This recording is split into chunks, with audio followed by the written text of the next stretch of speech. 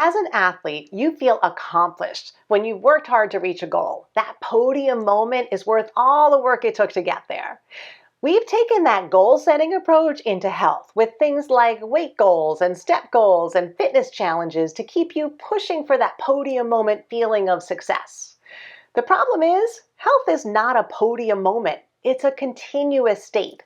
Habits are better suited for health because setting and reaching goals does not create habits. It creates the all or nothing cycle.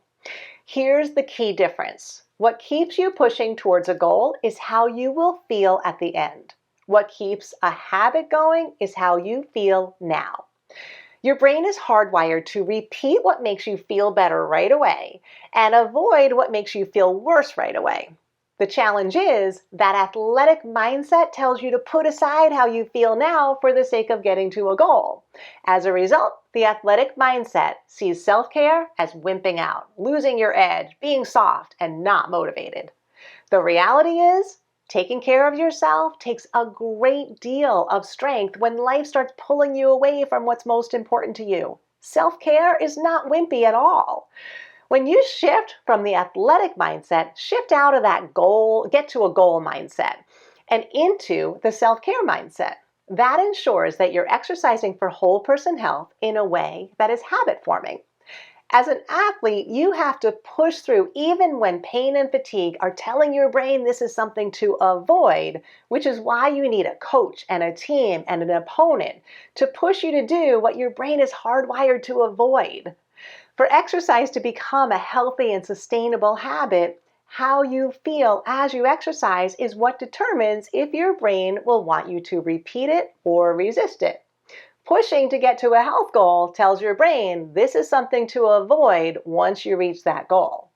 Sure, you can keep overriding that by setting goals and having accountability partners and trainers and strict programs, but that takes a lot of energy and time and money.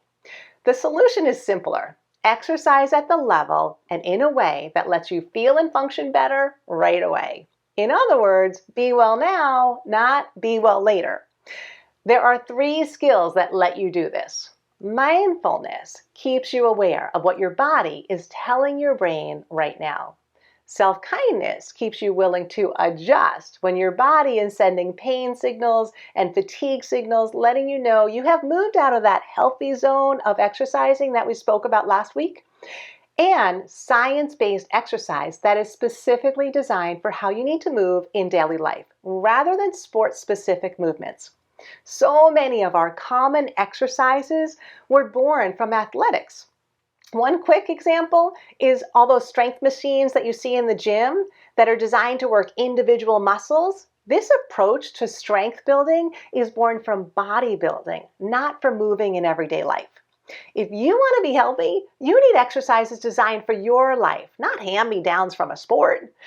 These 3 skills of mindfulness, self-kindness, and science-based functional exercise allow you to feel and function better as you exercise and throughout your day from day one. This is not to say you can't have goals like running a 5K. It's just a reminder not to rely on goals for motivation. Use all we spoke about this month to ensure that you're exercising in a way that lets your whole person feel better now. In week 1, we talked about updating your core why for exercise and use it for your motivation. In week 2, we talked about the simple and flexible 1, 2, 3 template for enough exercise, so exercise is not competing for other demands on your time.